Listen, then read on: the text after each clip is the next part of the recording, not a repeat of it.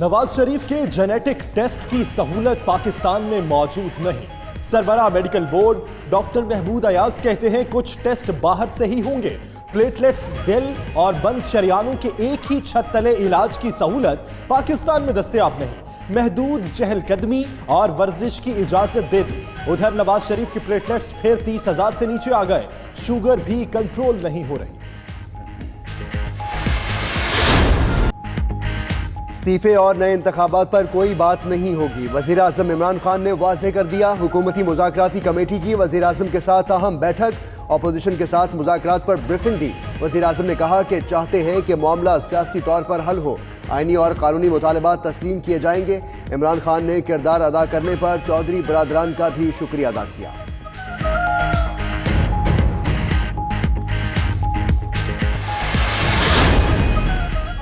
हुकूमती मुज़ाकराती कमेटी कुछ देर बाद रहबर कमेटी से मुलाकात करेगी। उधर आज़ादी मार्च के शुरका का इस्लामाबाद में पड़ाव। मौसम सर्द होने के बावजूद JUI के कारकुन पुरजोश, मुख्तलिफ खेलों से लुत्फ अंदोज भी होते रहे।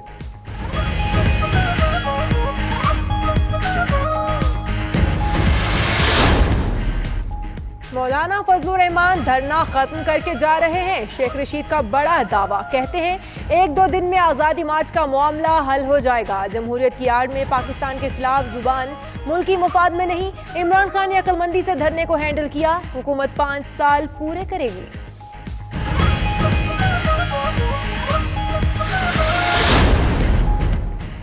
फजलुर रहमान तहरीक इंसाफ के वर्कर्स को मुस्तैल ना करें। फिरदौस साशी कवान का इंतबाह, कहा कि मौलाना का बैट पकड़कर आना ठीक नहीं, सियासी ग्राउंड में रहे, यही सियासतदान की जीत होती है। मियां असलम इकबाल कहते हैं कि रहबर कमेटी के साथ मुज़ाकरात बेहतरी की तरफ जा रहे हैं, मुस्बत नताइज निकलेंगे।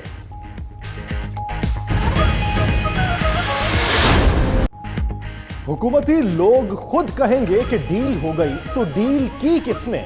डील तो हुकूमत ही कर सकती है। Chief justice Islamabad high court के रिमार्क्स। जस्टिस सदर मिनल्ला ने मजीद कहा कि 2014 के धरने में भी अदलिया को किया गया। उनकी गाड़ी की तस्वीर वायरल हो रही है। सुप्रीम कोर्ट के जज को नून लीग का सदर बना दिया गया। तौहीन अदालत केस में फिरदौस साशी कवान को पीर तक जवाब जमा कराने की मोहलत।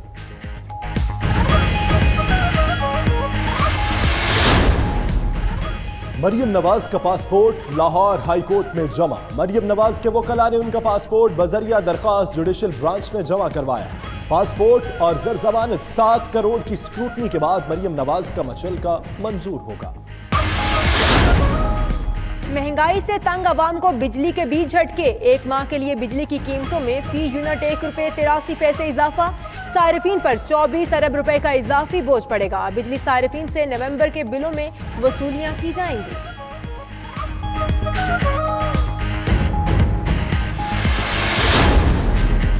बलोचिस्तान में गंदम का बहरान शदीद हो गया। 100 किलोग्राम बोरी की कीमत 5,000 रुपए तक जा पहुंची।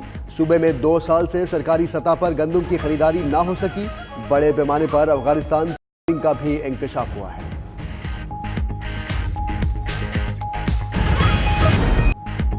कागज के टुकड़े खूबसूरत तस्वीर में तब्दील। बेकार अशिया ने पुरकशिश डेकोरेशन पीस का रूप धार लिया। कोयटा में तालिबात के बनाए गए फनपारों ने देखने वालों को हैरान कर दिया।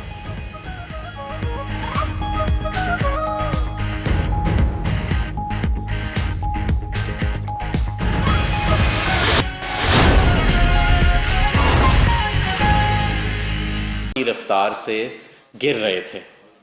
जनवरी 2019 में अल्हम्दुलिल्लाह पाकिस्तान तहरीक इंसाफ की हुकूमत ने इनको स्टेबल किया और जून के बाद जो पहले क्वार्टर का डेटा आया इसमें $650 मिलियन का बाकायदा इजाफा हुआ। यानी अब आपके फॉरेन एक्सचेंज रिजर्व जो हैं वो इजाफे की तरफ जा रहे हैं। ये इस चीज़ के बावजूद है कि हमने बैरूनी कर्जा उतारने के तमाम रिकॉर्ड तोड़े और बैरूनी जो सूद हमने सर्विस किया उसके रिकॉर्ड तोड़े। मेरे पास यहाँ पे ये डेटा मौजूद है पिछले 10 साल का जो आपका रिकॉर्ड है कर्जों का। औसतन 4 से 5 अरब डॉलर आपका डेट सर्विसिंग यानी बैरूनी कर्जे और सूद जो आप उतारते थे वो होता था। हमारी हुकूमत को पहले 2 साल में 10-10.5 अरब डॉलर से ज़्यादा का ये बोझ उठाना पड़ा। क्यों उठाना पड़ा?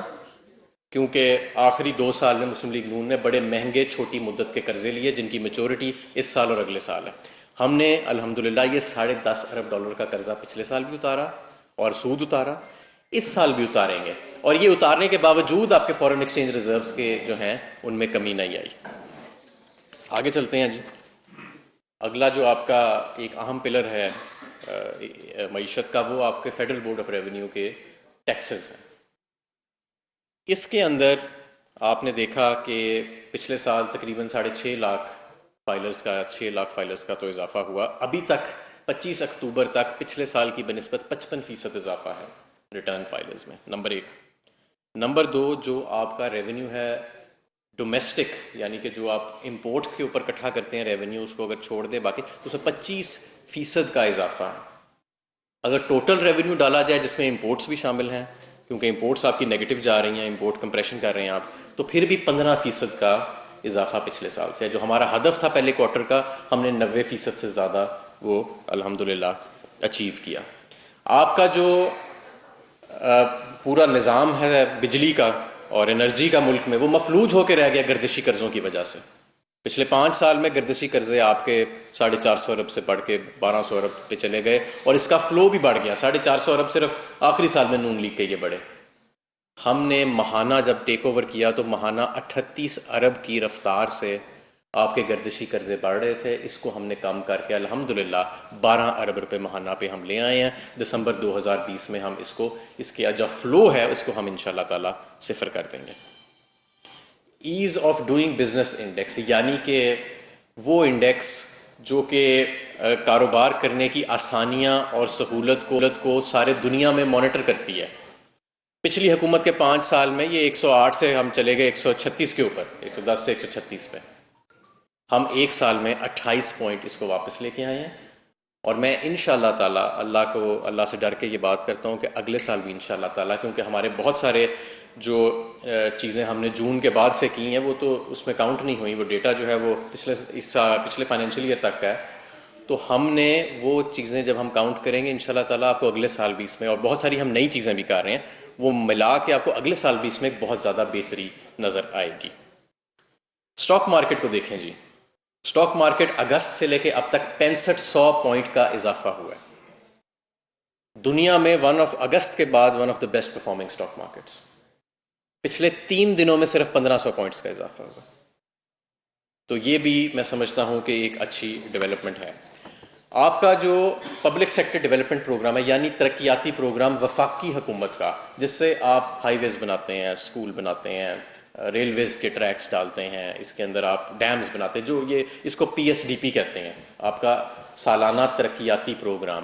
पिछले साल की बनिस्बत इसके रिलीजेस में दुगना इजाफा है, दुगना इजाफा। और एलोकेशंस में जो ऑथराइजेशंस प्लानिंग मिनिस्ट्री ने दी हैं, 10 साल का सबसे ज़्यादा ऑथराइजेशंस का इजाफा किया गया है।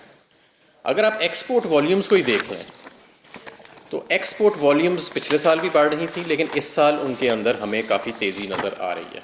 मैं आपको चंद चीज़ें देता हूँ। रेडीमेड गारमेंट्स जो हैं उनके अंदर जो वॉल्यूम है 36% का इजाफा हुआ पहले 3 माह में, पहले क्वार्टर में। बेडवेयर में 23.84% का इजाफा हुआ। चावल के अंदर 52% का इजाफा हुआ, और इस तरह दूसरी चीज़ें भी हैं जिसके अंदर फुटवेयर है, उसमें 54% का इजाफा हुआ। तो हमें एक स्ट्रॉन्ग एक्सपोर्ट ग्रोथ भी नज़र आ रही है मईशत के अंदर, और ये एक अच्छी चीज़ है। महंगाई के ऊपर बहुत बात हो रही है आजकल, और होनी भी चाहिए। हम खुद इस चीज़ को तस्लीम करते हैं, हम समझते हैं कि महंगाई जो है वो उसके अंदर इजाफा हुआ, लेकिन क्यों इजाफा हुआ, इजाफे की वजह क्या है? इजाफे की वजह ये है कि जब आपका करंट अकाउंट का खसारा, जिसका मैंने अभी जिक्र किया, जिसको हम 64% नीचे लेके आए हैं, वो हमें इतना बड़ा छोड़ के गए कि आपकी करेंसी प्रेशर में थी। आपके पास ज़र मुबादला के ज़खायर नहीं थे अपनी करेंसी को सपोर्ट करने के लिए। करेंसी को इसलिए स्टेट बैंक ऑफ पाकिस्तान ने थोड़ा स्लाइड किया। जब स्लाइड किया उससे महंगाई बढ़ी, लेकिन अब करेंसी आपकी पिछले चंद माह से स्टेबल है। इसलिए जो इन्फ्लेशन का मेन ड्राइवर है, हम तवक्को करते हैं कि उसमें आने वाले महीनों में, हफ्तों में कमी आएगी इंशाल्लाह ताला।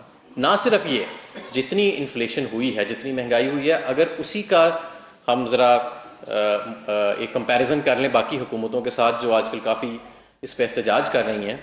पीपल्स पार्टी के पहले 13 माह में औसतन महंगाई की शरह 21.5% थी। पाकिस्तान मुस्लिम लीग के पहले 13 माह में महंगाई की औसतन शरह 8.4% थी। पाकिस्तान तहरीक इंसाफ के पहले 13 माह में महंगाई की शरह 8% है। तो जो लोग आज इस पे एहतजाज कर रहे हैं, और हम तो कहते हैं कि हम खुद समझते हैं कि महंगाई में कमी आनी चाहिए और इंशाअल्लाह ताला आएगी, लेकिन ये लोग जो एहतजाज कर रहे हैं इन्हें ये याद रखना चाहिए कि इनके पहले 13 माह में से कहीं ज़्यादा महंगाई थी।